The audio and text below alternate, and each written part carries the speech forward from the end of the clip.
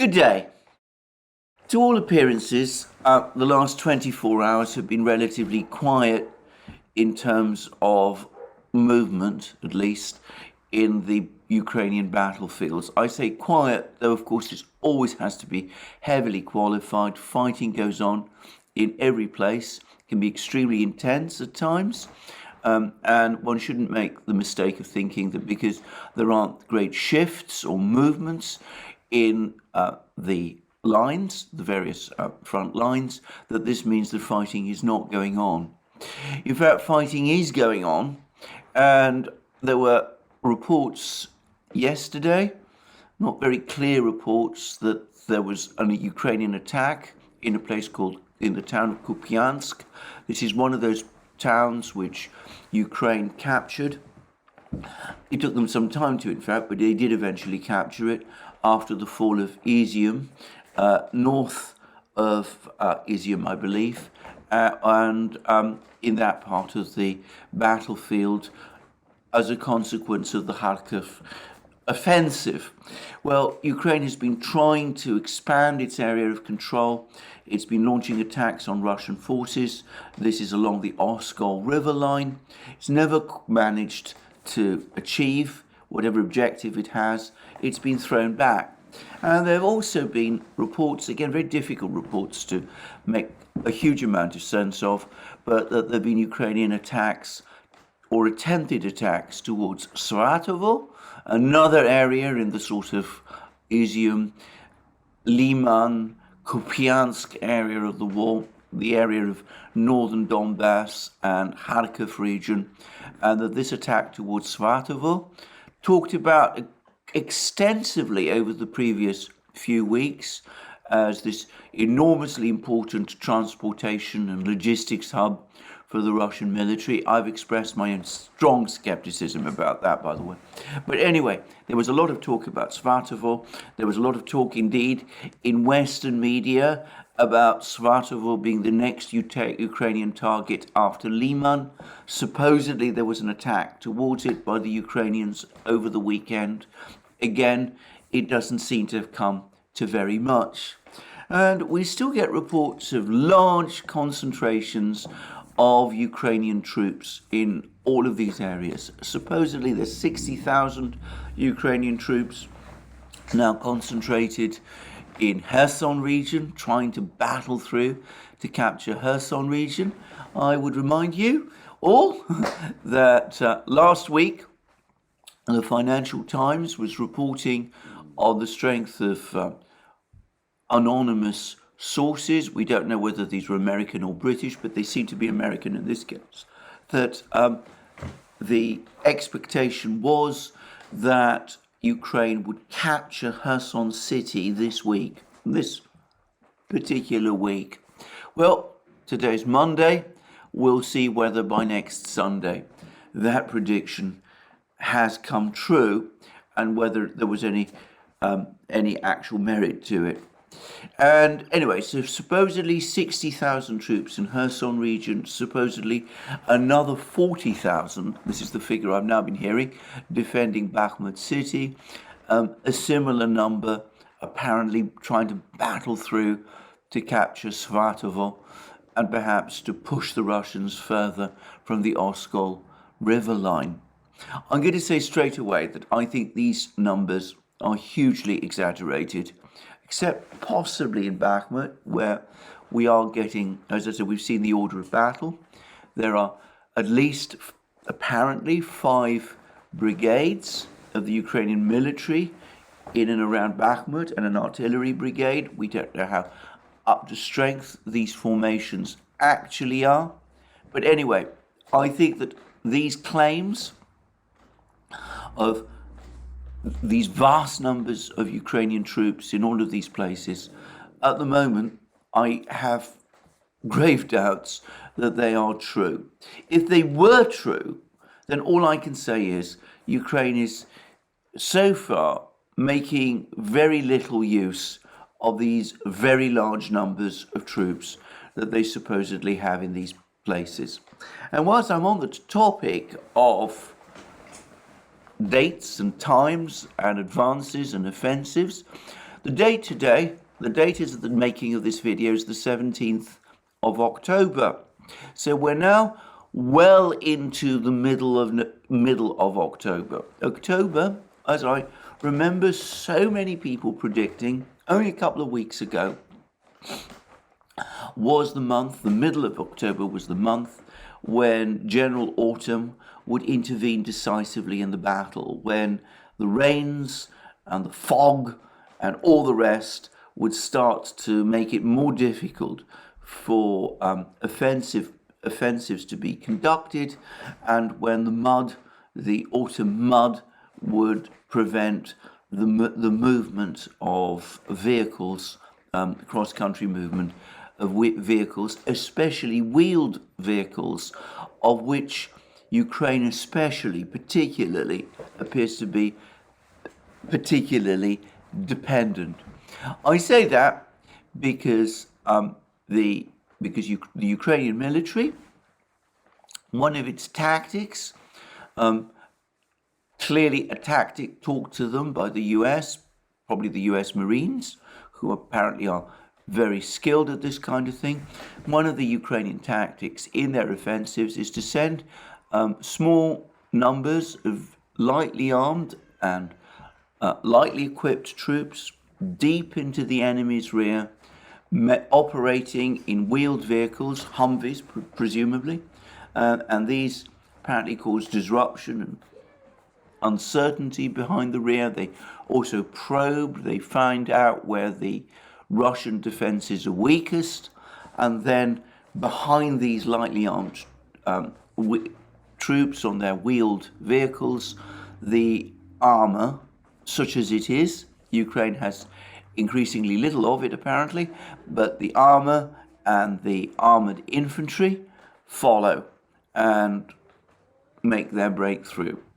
Well, at the moment, if the situation is becoming such that the ground is becoming increasingly swampy, I would have thought that if tracked vehicles have problems on swampy ground, wheeled vehicles will have even more problems on swampy ground, and that kind of method of attack, which seems to me to be well designed for Central Europe and perhaps the desert regions, the dry regions of North Africa and the Middle East, that makes far less sense in the autumn in an area like Ukraine. So maybe it's unsurprising that we're seeing fewer of these Ukrainian advances that we were hearing about. Maybe it is indeed the effect of General Autumn. And undoubtedly, as I've discussed in previous programs, there's been a steady stiffening of the Russian front lines. The retreats in northern Kherson region and from Kharkiv have had the effect of shortening the front lines, which has made them denser. And already we're seeing reservists starting to rejoin the Russian military in significant numbers. The Chechens are back as well, and that means, or would be expected to mean actually, that combat operations, offensive operations against thickening Russian defenses are now becoming increasingly difficult. Now, in all of this, I've acted on the assumption that it is Ukraine that is on the offensive. And, we still hear reports about intended Ukrainian offensives in Kherson region to capture Kherson, offensives towards Saratovo that I've just been talking about, and of course the tantalizing constant story about this offensive that Ukraine might one day launch from Zaporozhye to recapture the Zaporozhye nuclear power plant, and perhaps to recapture Melitopol, and to cut the Russian forces in two, to isolate the Russian forces in western Zaporozhye and Kherson region, to break the bridge to Crimea, to, in other words, throw the entire Russian military position in Ukraine into total crisis. I've always been skeptical that Ukraine has the military strength to carry out an attack of that nature. Russian media has been in constant discussion about this. So far, there's no sign of such an offensive happening. And I would say again, I follow the Western media, I follow what Ukrainians themselves are saying. Maybe there's large numbers of Ukrainian troops in Zaporozhye. Maybe they have been practicing amphibious landings on the Dnieper River. I'd have thought those are getting very difficult now with the weather turning as it is. But one way or the other, for the moment, this is entirely a topic of Russian conversation. I've never seen any Western official or any Ukrainian official comment or float the idea of such an offensive. So, offensives perhaps becoming more difficult for Ukraine, Russian defenses becoming stiffer, harder to break, and of course with the more and more reserves being inducted into the Russian military, the window for offensives of this nature is surely going to close very soon, assuming, of course, that it hasn't closed already. But there is one place where offensives are still happening and where Ukraine, or rather President Zelensky himself, are now admitting that the situation for Ukraine is becoming increasingly difficult. And that, of course, is Bakhmut city. Now, again, fog of war is very heavy. It's not easy to tell exactly what is going on. There's been suggestions that the Wagner organization and its supporting the various Russian forces which support it have broken into the center of the city, that fighting is now going on in the center of the city. The Daily Telegraph journalists who were there, I don't know exactly when they were there, by the way, but the Daily Telegraph journalists, when they were there, were obviously able to enter Bakhmut city, and they were also able to move around, and there doesn't seem to have been any fighting going on in the center of the city when they were there, but that of course may have changed since. And perhaps a more plausible explanation of events is that the Russians and the Wagner organization are still concentrated on cutting the road links into Bakhmut in order to isolate the garrison, the Ukrainian garrison in Bakhmut, and cutting it off from resupply. That, of course, does not mean that there isn't sometimes fighting going on in the center of the city. It could be, and I'm speculating now, but it's the sort of thing that I suspect does happen in war, that every so often a unit from the Wagner organization or from the Russian military will move deep into the center of Bakhmut city to engage Ukrainian troops there, to keep them off balance, to prevent them perhaps rushing to reinforce a more important part of the line in the suburbs, which the Wagner group may be attacking. I'm sure things like that go on. But I suspect that we are not yet at the point where there's a serious Russian attempt to storm the city. In other words, to send troops into the center, to clear out the Ukrainian troops there, to do what was done in Mariupol, Severodonetsk and Lysychansk, and capture the city in street fighting in that sort of way. I mean, I'm sure that's where we're heading, but I don't get the sense that that's where we are. Anyway, Zelensky finally has come out with various statements in his daily broadcasts, essentially admitting that that the situation in Bakhmut is becoming increasingly difficult for Ukraine. So it does look as if the situation is looking grim for Ukraine in Bakhmut city. and I don't know how long the battle there is going to take, but I repeat what I've said in previous programs. I do get the sense now that this long-standing battle is now approaching its end. And on the question of the strategic significance of Bakhmut, the Daily Telegraph journalists were downplaying it, but Russian commentaries that I've seen since, and which I'm no doubt at all have been written by people who don't read the Daily Telegraph, say that if Bakhmut is indeed captured by the Russians, then it would be like the capture by the Russians back in the early summer of Popasnaya, another town in Donbass, heavily fortified town in Donbass, which, because it stood on top of various supply routes and was, in that particular instance, on higher ground, that its fall, Popasnaya's fall, was what caused Ukrainian defenses in northern Donbass, in Lugansk region, to collapse, to progressively collapse, leading eventually to the Russian capture of Severodonetsk and Lysychansk. And that seems to me to be actually more consistent with my understanding of the importance of Bakhmut than the Daily Telegraph's comment that this place isn't actually as important as the Russians say.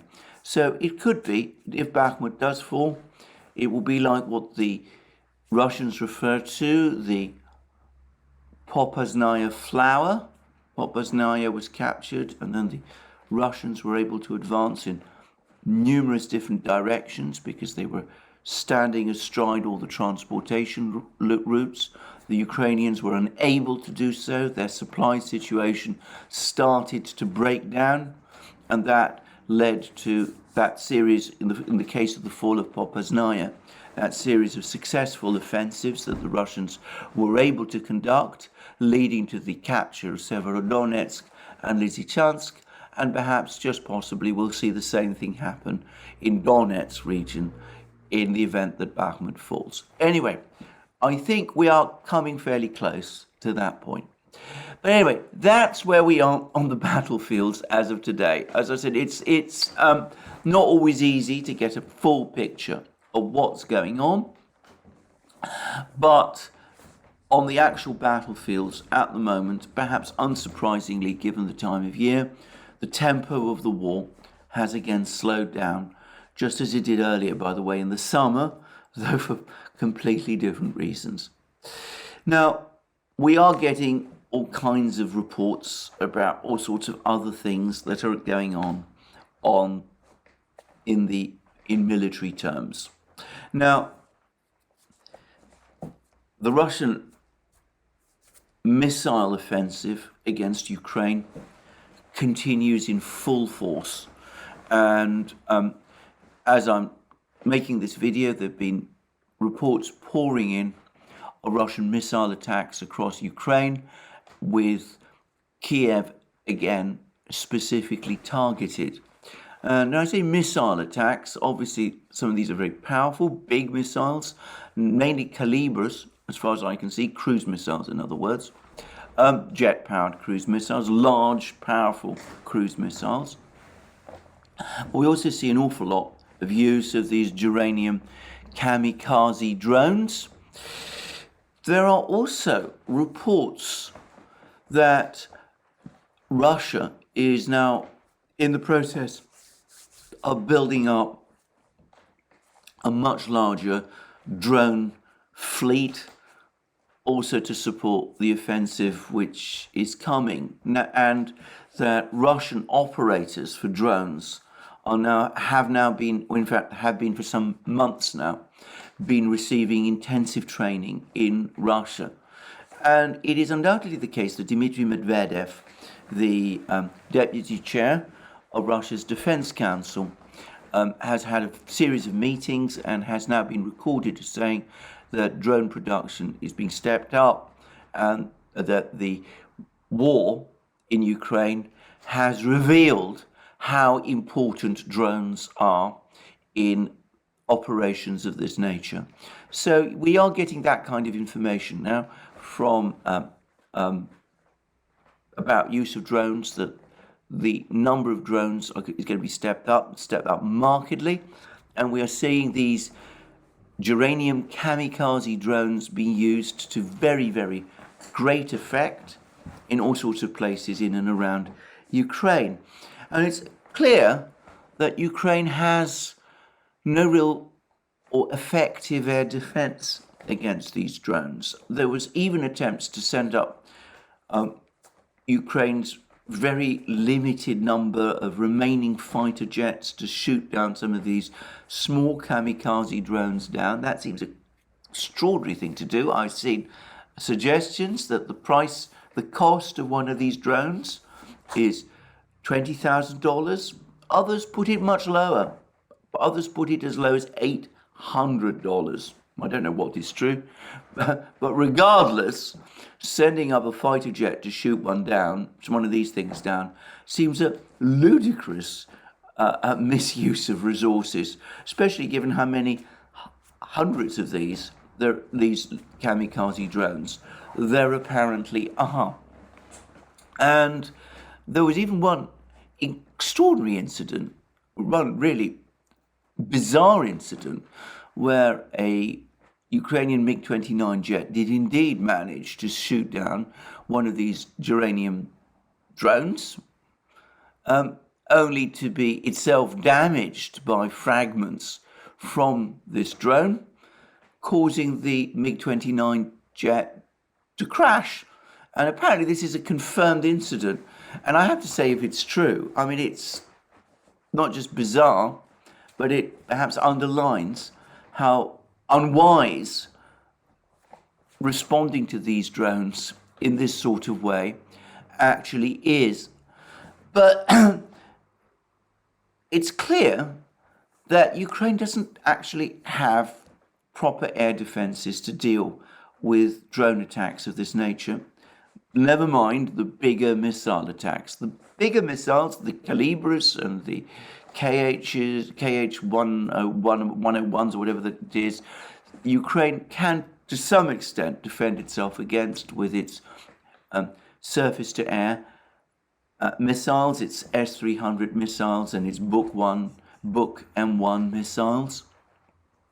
It's not showing a great deal of success in doing so, but these big missiles that the Russians launch against Ukraine, they do make targets which can be detected, which can be seen, and you can send an S-300 missile to shoot it down. Still an expensive thing to do. I suspect that a Calibre cruise missile probably costs less than a S-300 missile. And bear in mind, S-300 missiles are originally a Soviet design. Ukraine undoubtedly has a significant stockpile. It presumably has some production capacity, but there can't be unending supplies of these S-300s and Book missiles. And I'll come to what the consequence of these, the depletion of these, the stockpile of missiles, what it actually means for Ukraine in a moment. But certainly these big surface-to-air missiles are not really adaptable for shooting down small drones. And frankly, it's insane overkill to use them in that way. So how does Ukraine try to shoot them down? It's not easy. What they would need is a system like the Russian Pantsir system, which combines powerful 30mm cannon, rapid fire 30mm cannon, with missiles, rocket missiles, which are specifically designed to shoot down drones like this. But of course, Ukraine doesn't have that kind of system. The Pantsir was developed by Russia after the Soviet Union broke up. And I got to say straight away that no country in the world has air defense systems similar to the Panzer. Only Russia produces them up to this time. So how does Ukraine try to shoot these geranium drones down? Well, we've now seen lots of photos, pictures of Ukrainians, of what the Ukrainians doing, or what the Ukrainian military are trying to do, even though apparently the Ukrainian authorities don't want us to see these pictures. They try to shoot them down with small arms, with machine guns and rifles. And there are now abundant pictures of Ukrainian soldiers with their guns shooting into the air, trying to shoot down these geranium drones as if they were, well, birds, hunters trying to track and shoot down birds. Except, of course, that they're not birds. They're flying much faster, and the difficulties in shooting these things down in that kind of way are enormous. Well, a short time ago, we had a report that the United States is thinking of sending electronic jammers to try to disrupt the operation of these drones, except apparently, and I discussed this in a previous video, I said I wasn't sure how that worked, given that apparently these drones follow a pre-programmed flight path. Seems that Russian commentators have made that same point. They question whether these jammers are really going to make much difference. And we've seen other Western countries offer to supply Ukraine with air defense systems. There's the system that the United States and Norway are providing, which is a long-range system, closer in nature to the S-300 and the Buk M1, except apparently not as effective. So, and they're only going to be supplied in a group of about 4 batteries. So it doesn't seem anyway as if they're the kind of system you would use against geranium drones. And it's unlikely that they would achieve anything much in terms of anything much more than Ukraine's existing air defense system has been able to achieve against these cruise missiles, the jet-powered, larger calibre-like cruise missiles that the Russians have been using. I mean, it will not replace one for one the Ukrainian air defense system with which Ukraine started the war, or come anywhere close to doing so. And I think that's a point that needs to be made about these Western air defense systems that are being provided, the American ones that are being provided to Ukraine and which are being much talked about. They're going to be provided in limited numbers, and their capabilities apparently are less than those of the S-300 system that Ukraine was previously using. But anyway, what about the geraniums? I mean, I said that the Russians don't have that the Russians are the only people with a system like the Panzer that is designed to shoot down these things. Is there any system at all the West can supply that could be used for this sort of purpose? Well, France is apparently providing the Crotale, which is a surface-to-air missile system. Now, I should say, I remember back in the 1970s, a huge amount of discussion in the British media about the Crotale when it came into service. I presume it's been updated since then, but I can't imagine that it's remotely up to dealing with today's battlefield.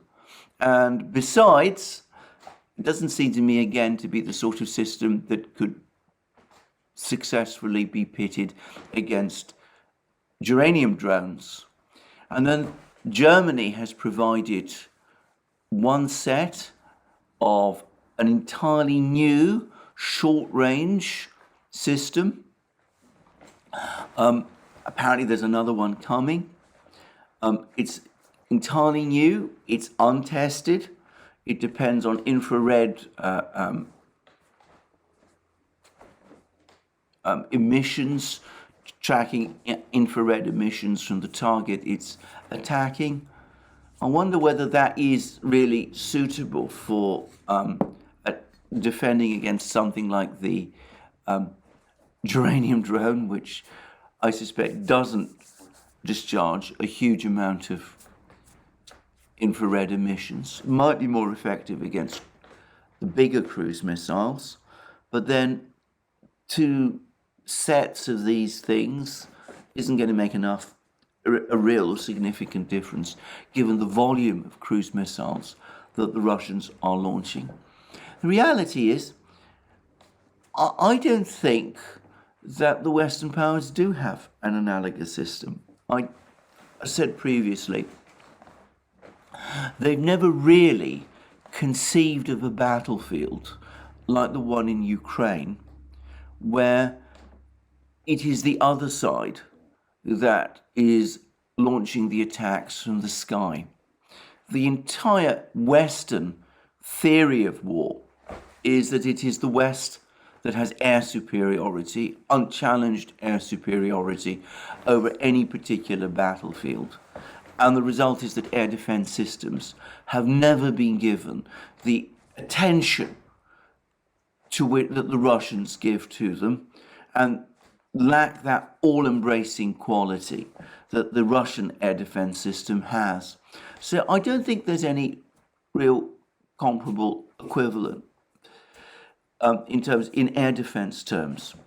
So the only thing, it seems to me, that Ukraine and the West has to hope for is that the endless claims, predictions that the Russians are indeed running out or about to run out of these cruise missiles, but this is all true, that Russia is indeed likely to run out of cruise missiles fairly soon. And we've now had a spike of commentaries to this effect, and lo and behold, as if in purported confirmation, we got a story that Russia is now presumably so short of missiles or is in danger of running out of missiles that they're now actually going to Iran and seeking to buy not cruise missiles, as I understand it, but ballistic missiles from Iran to replace their own, which are supposedly shortly or about to run out. Now, I have to say straight away that I'm, again, incredibly skeptical about this story. It seems to me the timing of it already makes one wonder whether it can be true. And to be frank, I don't credit it myself. I don't think there's any plausibility to it. If the Russians are going to buy Iranian missiles, I suspect it's not because they are running out of their own missiles, but because these Iranian missiles, which are apparently very cheap and easy to use because they rely on commercial subcomponents, can be used in areas of the battlefield where the Russians want to launch missile attacks but don't want to spend a vast amount of money doing so. So they prefer to use cheaper missiles as opposed to their own more expensive ones. But I have to say, I'm becoming increasingly cynical about this whole story, again, of Iranian supply of drones and missiles. Now, I say this, I want to make a few observations about this before. Firstly, as I've said in the past, Iran itself consistently denies that it has supplied either drones or missiles, or indeed any sort of weapon, to Russia for use in the war in Ukraine. This has been a consistent position that the Iranian government is taking. They deny, for example, that they are the suppliers of these geranium drones that we have been seeing used by Russia over the Ukrainian battlefields to so much effect. And the Russians, for their part, have never said that they bought these drones from Iran. Now, the fact that the Russians and the Iranians are not saying that these drones come from Iran doesn't necessarily mean that they don't come from Iran. Perhaps they do, and perhaps the Russians and the Iranians have agreed that they shouldn't disclose that because that would be diplomatically difficult and embarrassing. And that's a real possibility.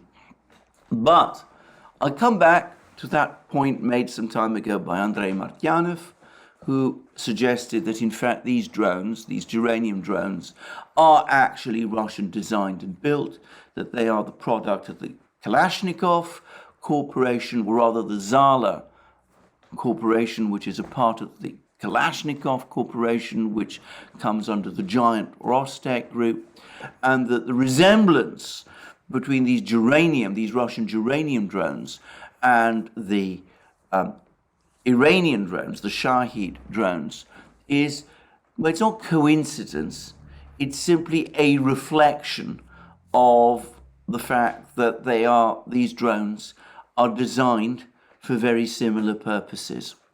I'm going to say this.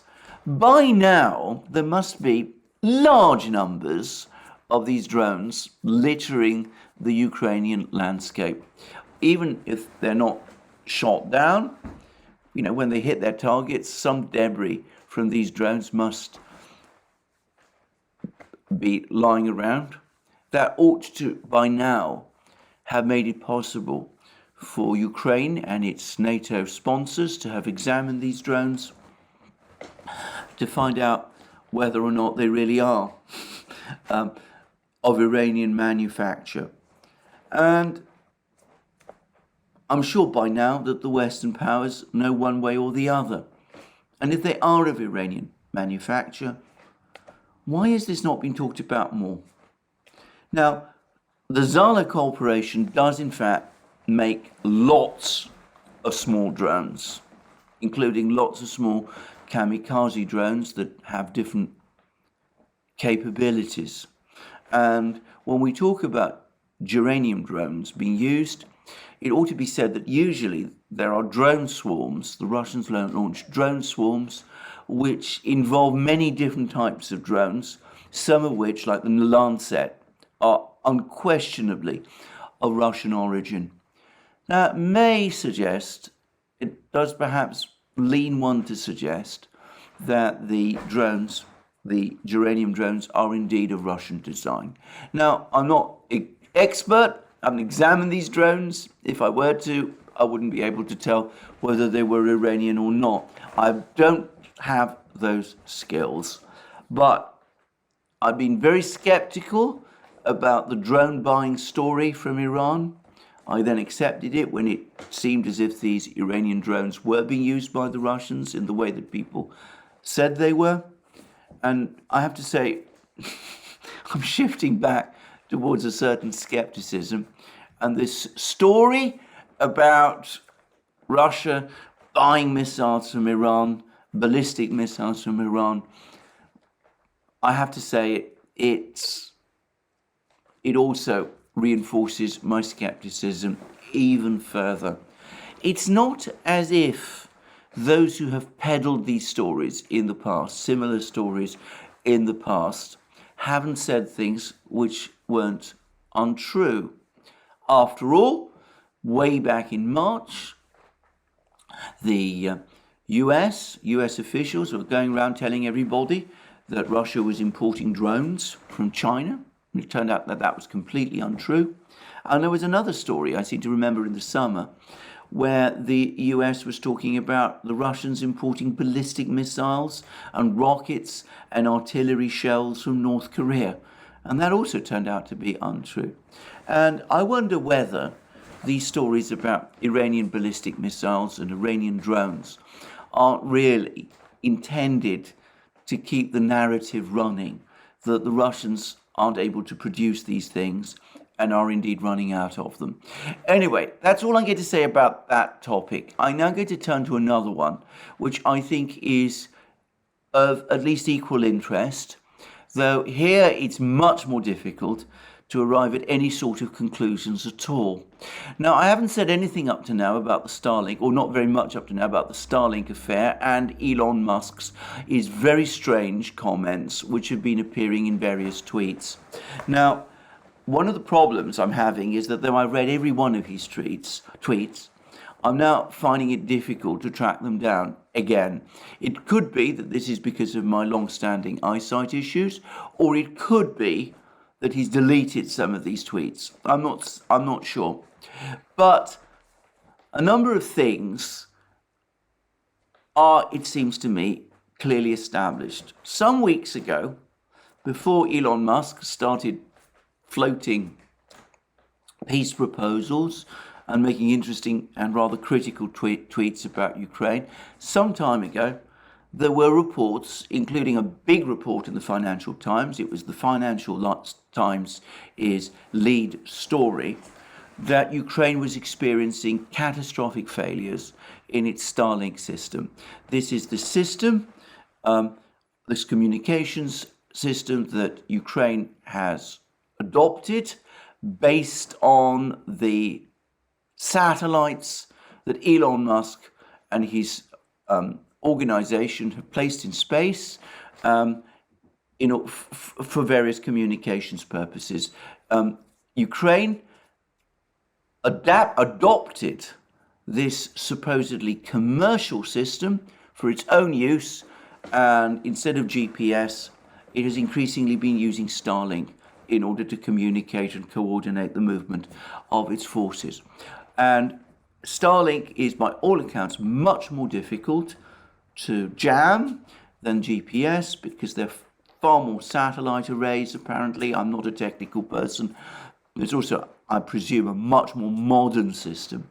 So the result is that Ukraine adopted this system, supposedly a commercial system, but one more rugged in effect than GPS, and it was able to use it and use it very effectively on the battlefields. But over the last couple of weeks, the system has been breaking down. And roughly the same time that Financial Times article appeared, we had Elon Musk floating a peace proposal, a proposal for peace between Russia and Ukraine. And by the way, that peace proposal, the tweet in it and the invitation for a poll over it, that's still available. That's still on his Twitter thread. The result was a storm of criticism of Elon Musk, allegations that he should be investigated, suggestions that he's had private conversations with Vladimir Putin, no less, something which both he and Putin's office have denied, but which has not prevented some people, including, by the way, a journalist writing in the Financial Times, insinuating that such discussions might indeed have happened. I'm not going to discuss that further. But anyway, lots of talk of that nature about Elon Musk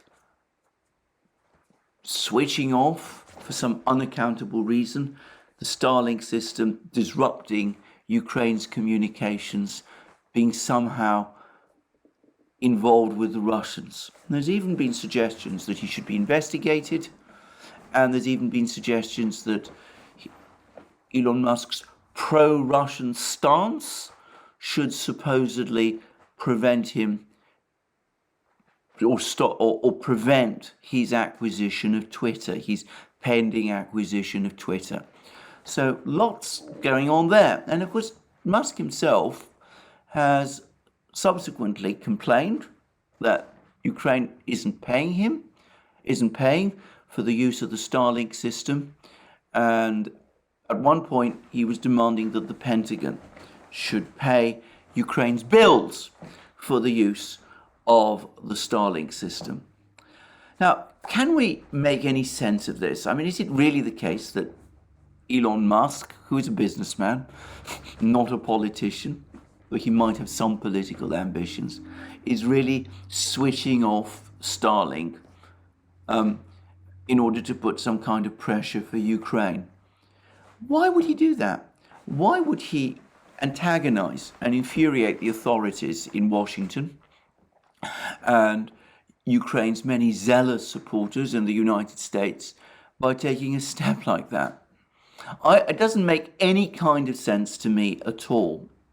Now, amongst all this flurry of tweets that Musk published, there was one in which he complained that the Russians are gradually killing, or seem to be killing, Starlink, pretty dramatic language, and that Starlink has had to devote massive resources on behalf of Ukraine. Now, alongside the suggestion that, as I said, it's Musk who, for some incomprehensible reason, is interrupting Ukraine's battlefield communications. There's been suggestions that the Russians are in fact jamming, and increasingly successfully jamming, Starlink, that it's taken them some time to figure out how to do it, but that they're now gradually doing it. And by the way, there are apparently still complaints from Ukraine that Starlink isn't operating in Ukraine properly. So the problems haven't been fixed. And I have to say, I'm very much leaning to that theory. That makes far more sense to me. And I think it also makes sense of Musk's tweets and comments. Now, can I explain my reasoning here? Firstly, it is undoubtedly the case that the Russians have been concerned about Starlink for a long time, since long before the Ukraine conflict began. I actually saw some years ago an interview on Russian television with a Russian defense scientist involved in anti-ballistic missile defense and satellite monitoring, complaining bitterly about the sheer volume of satellites that Musk was planting in space, and making it absolutely clear that in this scientist's view, Musk was acting hand in glove with the Pentagon, that this was a military project masquerading as a civilian one. And given that this is what this very senior Russian military scientist believed and was saying on Russian television, I am sure that there must have been some kind of Russian project underway for some time looking at how to counter this perceived threat from Starlink. So this has probably been something that the Russians have been working on for some time. And since Ukraine started to use Starlink, these Russian efforts would surely have redoubled. They would have increased. Now, the Russians, by universal acknowledgement, are the world leaders in jamming technology. And in fact, there's apparently a new jamming system called, I believe, ETHEREUM, which the Russians have been fielding, which does look like it's operating as some kind of anti-satellite jammer, but of course it may be that there are others as well. So I think, given Ukrainian dependence on Starlink and the fact that other Ukrainian communication systems are apparently being successfully jammed by the Russians, it's highly likely, it seems to me, that the Russians have been working overtime to disrupt Ukraine's battlefield communications by striking at Starlink. And of course, if the Russians are achieving success, and these disruptions in Ukraine's communications suggests that they are, then that might explain why Musk is getting cold feet. Because, of course, I am sure that when Ukraine started to use Starlink for its military communications, Musk will have agreed to that, and he will have agreed to that after discussions with the US authorities. I can't believe that this would have been done in any other way. So, he's now finding himself in a situation where Starlink is being jammed. These huge resources that he's talking about, that Starlink is committing, is part of this I suspect, as much as, all the sets that have been provided to Ukraine and all that for free, I suspect what's also concerning him is that electronic warfare resources, I can't think of any other word to describe them, are now being increasingly devoted by Starlink to trying to combat this Russian jamming activity, something that's probably been going on for months and which is probably getting worse. And this is why Musk has probably broken silence, come out with peace proposals, made criticisms of Ukraine, said that Starlink is intended as a commercial project, not a military one. I take that with a big pinch of salt, by the way, and seems to be has been trying for some sort of way out.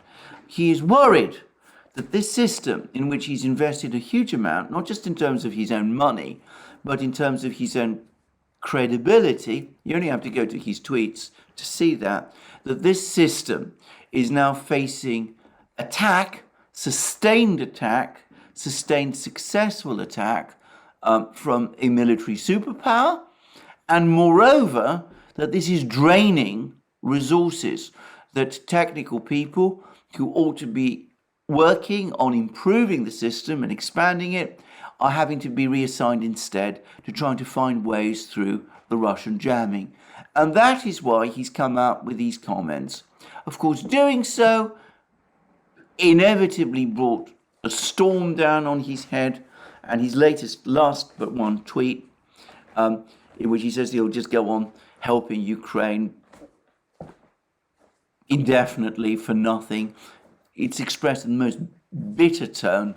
It shows his utter exasperation and his growing anger about all of this. So if I'm right in all of this, then it's not the whimsical behavior of a billionaire, as the Financial Times has suggested, which is causing Ukraine's communication problems to break down. It's perhaps, and this is perhaps more plausible, Russian countermeasures.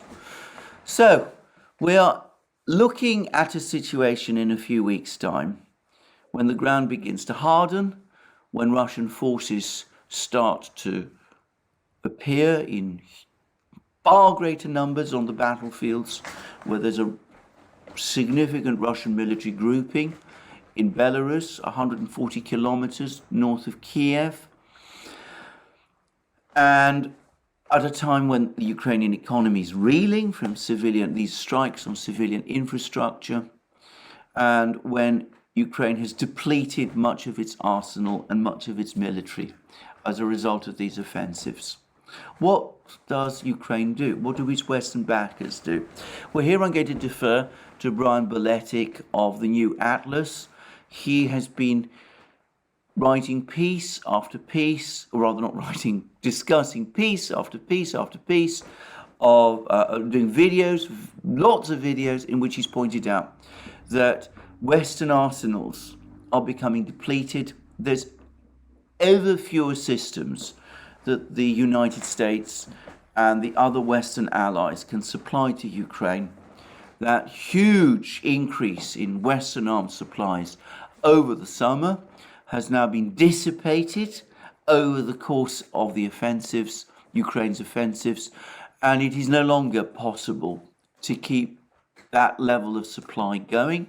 And as I've discussed in this program, it doesn't seem as if the West has any real answer to the drone attacks and the geranium drone attacks and the cruise missiles either. So, a very difficult situation looming for Ukraine. Perhaps with the fall of Bakhmut, we could start to see the effects of that fairly soon. What do the Russians intend to do? Well, yesterday in my video, I discussed Putin's comments at the press conference in Astana, and I suggested and I said that based on the English translation, when asked whether Ukraine would survive as a state, Putin significantly and rather interestingly, answered in the past tense. He said that it had not been Russia's intention to to end Ukraine. And I said that that was the past tense, and it did beg the question of what Russian intentions were from this point on. Now, I stressed I was working from a translation, albeit one provided by the Kremlin. I solicited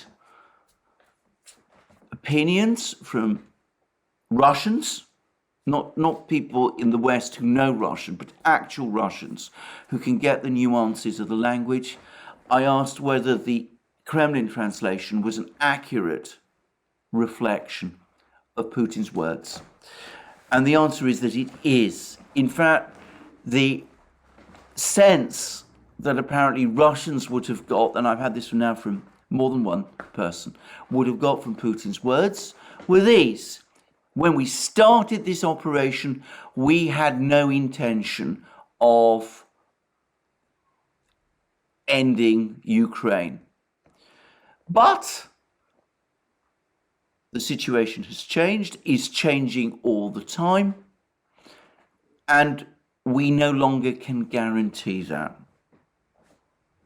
So in effect, Putin is saying, or at least the message that Russians are getting, is that yes, at the end of this operation, there may indeed be no Ukraine, but this is not what we set out to do.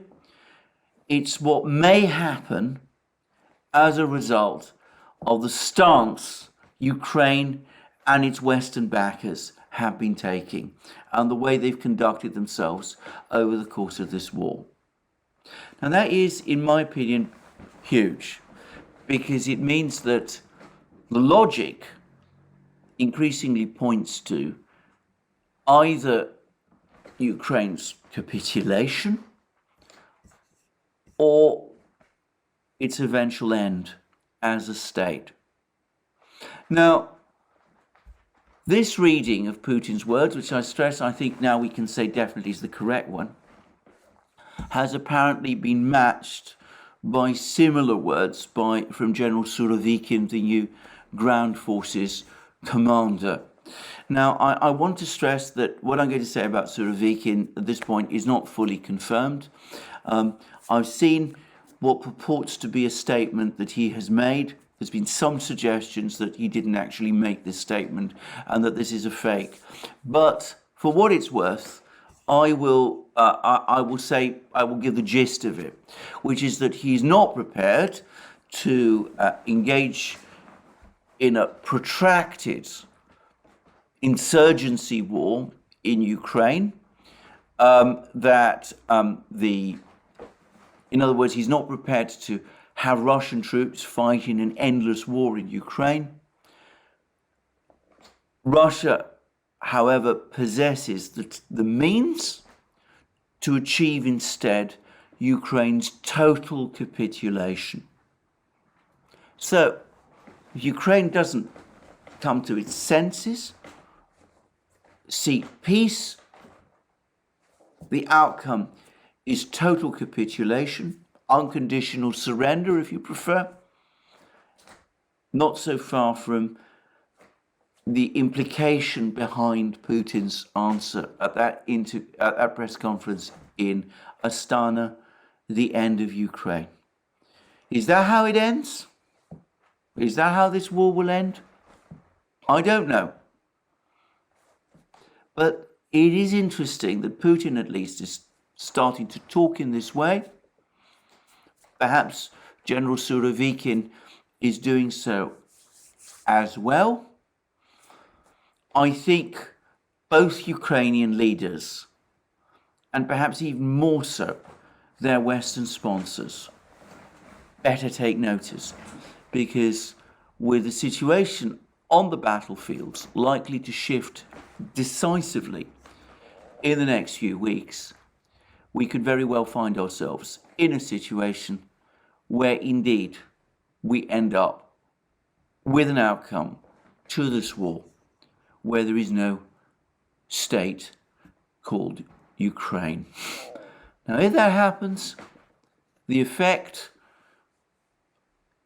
in the West will be profound. And I have to say that the effect for Western statesmen and women who have engaged themselves in this war will be profound also. So, as I said, I think they better dwell very closely on these words that Putin has made. Well, that's me for the day. It's an hour-long video. I think that I shouldn't talk beyond 1 hour, so I'm going to stop now, and I hope you've got some interesting thoughts out of this video. In the meantime, let me remind you once more that you can find us on our various other platforms: Locals, Rumble, ODYSEE, BitChute, Telegram, and now also, of course, Rofkin. And if you come on Locals, remember, I do live streams on Locals every Wednesday at 1400 hours Eastern Standard Time, 1900 hours London time. You can also support our work via Patreon and Subscribestar, links under this video. Please also don't forget that you can come to our shop, buy the great things that you will find there: our magic mugs, our hats, our hoodies, our sweatshirts, our t-shirts, and all the rest. And last but not least, if you've liked this video, please remember to tick the like button and to check your subscription to this channel. Well, that's an hour of me today. More than enough, I'm sure some of you will think. More from me anyway soon, and have a very good day until then.